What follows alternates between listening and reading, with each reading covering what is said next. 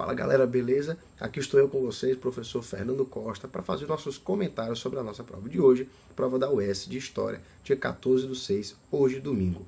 Ao contrário do que alguns alunos reclamaram professor, pelo amor de Deus, foi uma prova difícil, foi uma prova, algumas questões casca de banana, algumas questões que a gente nunca tinha visto, nunca tinha imaginado. Cuidado, calma e atenção. A prova da UES ela gosta de dar uma certa surpresa, mas não teve nada fora do normal, fora do comum nessa prova do vestibular não. Foram questões comuns, questões fáceis, razoavelmente fáceis, dentro do contexto que é trabalhado no conteúdo com vocês. E outra coisa, foram questões sem tantas cascas de banana, com exceção de uma questãozinha de história do Brasil, que já tinha aparecido de outra forma há uns anos atrás, sobre o parlamentarismo no Brasil. Outra coisa, a prova ela cobrou alguns assuntos de atualidades. Professor, a prova da UES não cobra atualidades. Pessoal, cobra sim, pelo amor de Deus. Alguns vestibulares atrás a gente teve uma questão sobre Revolução Iraniana na UES. Para muitas pessoas foi uma surpresa, mas não é de certa forma uma surpresa não. A prova da UES ela gosta de trabalhar uma variedade de assuntos muito grande, mas sempre voltando a uma base de história do Brasil. Apareceram nessa prova do vestibular 3 questões de história do Brasil. 2 de história do Brasil de forma geral e uma sobre história de Fortaleza. A questão de história de Fortaleza ela era bastante interpretativa. A primeira questão falava sobre o café, a segunda sobre parlamentarismo, a terceira sobre Fortaleza. A nossa quarta questão, se não me engano, falava sobre a Nigéria e o Boko Haram, que eu vou explicar agora para vocês. A nossa quinta questão falava sobre Eduardo Galeano, a obra As Vias Abertas da América Latina. E a última questão, os 100 anos do genocídio armênio, uma questãozinha um pouco mais ligada à Primeira Guerra Mundial, mas nada de difícil não. Vamos começar nossos comentários. A nossa primeira questão não tinha nada de muito complexo. A gente fala do século XIX, a evolução europeia e o ciclo do café no Brasil. Pessoal, simples. Tinha um item, inclusive, que jogava na nossa cara assim, ó. Dizia que a produção do café era extensa, muito grande e tudo mais, mas o preço era baixo, gerava baixos lucros. Pessoal, como é que gerava baixos lucros? E a elite cafeira era uma das maiores que a gente tinha no Brasil. Inclusive, ela vai se unir depois, formar alianças políticas e montar a política do café com leite no Brasil. Se ela era tão simples, tão básica, ela não teria esse poder todo no Brasil, beleza?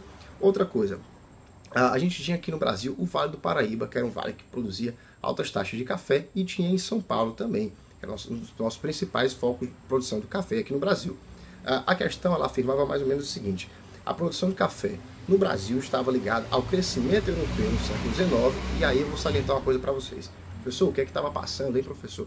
No século XIX na Europa, hein? Pessoal, o crescimento industrial ligado à burguesia, pessoal, pelo amor de Deus, a gente não pode esquecer disso. E nos Estados Unidos, o que é que estava acontecendo? O crescimento industrial também, os Estados Unidos já estavam independentes, né? E aconteceram alguns conflitos que a gente chama de Guerra da Secessão, que foi entre o norte industrial e o sul escravocrata, né? A disputa entre esses dois modelos econômicos, em que o norte prevaleceu e acabou impondo uma maior industrialização sobre essa região dos Estados Unidos. A nossa segunda questão, também muito simples, fala sobre o período parlamentar no Brasil. Mas, professor, nós tivemos um período parlamentar? Pessoal, tivemos sim, aconteceu no período de João Goulart. Lembra quando o Jânio Quadros renunciou ao poder e o vice dele estava na China, né? O pessoal ficou, poxa, vamos chamar o Jango, o nosso vice, ele tem que ser nosso candidato. Qual foi o problema que aconteceu? A oposição dizia que o Jango, o João Goulart, ele era um comunista, então ele não poderia assumir o Brasil, geraria prejuízo no Brasil, que de fato acabaram embarreirando, né, a posse do poder do Jango. Como é que ele seria resolvido esse problema? Ficaria da seguinte forma: o Jango seria empossado, ficaria no poder, mas em contrapartida o sistema presidencial não haveria mais, seria parlamentar. E é nesse período que aparece a figura do Tancredo Neves como nosso primeiro parlamentar, mas não foi o único. Essa questão já apareceu há um tempo atrás na UES, dizendo que Tancredo Neves havia sido o único parlamentar no Brasil. O único. Não foi, ele foi o primeiro, mas não foi só ele. A nossa terceira questão está ligada à história de Fortaleza e é uma questão também que envolve muito atualidades. Ela é amplamente interpretativa. Professor, mas eu não sei nada de história de Fortaleza, história do Ceará não é meu forte, eu não sei muito, eu não sou bom em desenvolver alguma ideia sobre a história de Fortaleza. Pessoal, olha como essa questão era fácil.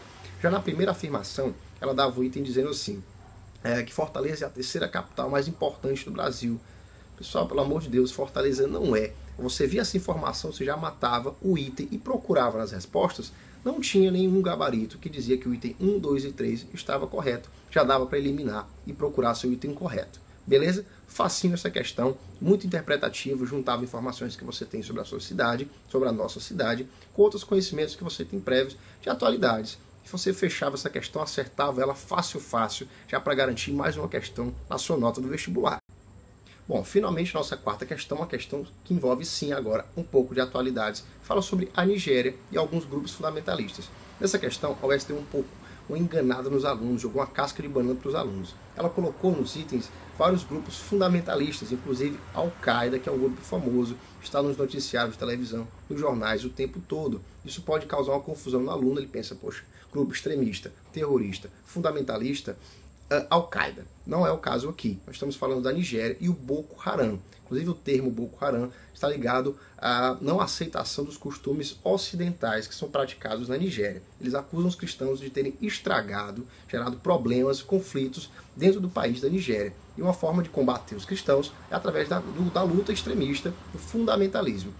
Professor, eles têm algum princípio, alguma lei? Tem, pessoal, baseado na lei Sharia, que é uma lei baseada na conduta islâmica, que fala da não aceitação, por exemplo, da falta do pudor, da corrupção, da falta de pudor das mulheres, né? Alguns costumes ocidentais, inclusive, entram nessa lei Sharia, eles não aceitam esses costumes, e é uma questão de atualidades. Nessa questão você poderia ter resolvido com base em interpretação de algumas coisas. Ele coloca alguns grupos judeus, por exemplo, e o Boko Haram é o único grupo de atuação na Nigéria. Essa é uma questão um pouco mais capciosa, mas não impossível de ser resolvida. Bastava você estar ligado em atualidades. Bacana? A nossa quinta questão fala sobre uma obra genial do Eduardo Galeano, um autor nosso aqui da América Latina, chamada As Veias Abertas da América Latina. Uma obra que eu particularmente indico muito aos alunos. Fala da exploração do nosso continente, fala de como ele foi explorado, como a gente tirou recursos dessa região, como nós fomos massacrados, né, pela exploração americana, pela exploração espanhola e portuguesa também. Mas nessa questão específica, professor, o que é que ele coloca? Fala da formação da América e da utilização do termo americano. Geralmente, quando a gente fala americano, nós ligamos o pensamento a quem nasce aonde? Nos Estados Unidos. E aí? Mas quem nasce na América do Sul não é americano? É sim, pessoal. A América Latina toda, nós somos americanos, né? Esse termo acaba ficando utilizado graças também a uma política imperialista muito forte, uma cultura pop muito forte, está muito ligado à cultura norte-americana. Mas não é exclusivo delas. Quem nasce nos Estados Unidos é norte-americano. Quem nasce na América é americano. Essa questão também de interpretação, uma questão ligada mais à leitura, um pouco mais de atenção, mas também uma questão simples, nada de complexo para você perder a paciência ou perder a atenção. Bastava calma, autocontrole e um pouco mais de interpretação. Interpretação é extremamente necessário nas provas da UES. Vamos para a próxima? Bom, e para a gente finalizar o nosso comentário aqui de história sobre a prova da UES, a nossa última questão, também uma questão muito interessante, que fala sobre o genocídio armênio, que completa agora em 2015 100 anos do acontecimento desse fato. Fernando, nunca ouvi falar nisso. Quando eu penso em genocídio, geralmente eu ligo a ideia dos judeus, campos de concentração, Segunda Guerra Mundial. É um pensamento comum, é um pensamento frequente dos nossos alunos. Mas não é um pensamento exclusivo. Aconteceram outros genocídios na história, vários outros genocídios. E esse também é um deles importante, inclusive, cobrado no nosso vestibular. Professor, eu não sei o que é, não sei o que aconteceu. Pense o seguinte, de 1914 até 18, nós estávamos passando pela Primeira Guerra Mundial. Em 1915, o Império Turco Otomano anexa a Armênia, aquele território, aquela região, e reacende alguns conflitos. Inclusive, um conflito que vai gerar na perseguição dos armênios, dos povos armênios, e na aniquilação deles. Foi um número enorme de mortos dentro desse massacre, uma verdadeira chacina. Esses povos eram perseguidos, assassinados, e a questão começou pela elite, pelos intelectuais, que eram os que participavam do movimento ativo contra esse massacre. Uma questão também um pouco mais delicada, que exigia um conhecimento prévio do aluno, e na minha opinião, a opinião do professor Fernando, é uma das questões mais capciosas, se não a mais capciosa desse vestibular. Uma questão que ela exige muita atenção. Ela é cobrada em outros vestibulares ligada a outro contexto da Primeira Guerra.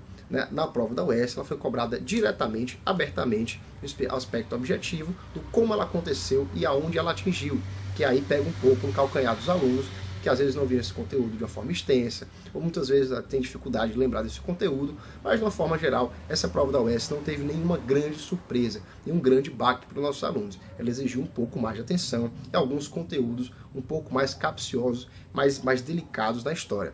Pessoal, agora é conferir o gabarito, prestar atenção no que vocês marcaram, observar se marcou direitinho, se marcou tudo certo e partir para o estudo. Segunda fase está chegando aí e a gente tem que detonar nessa prova de história.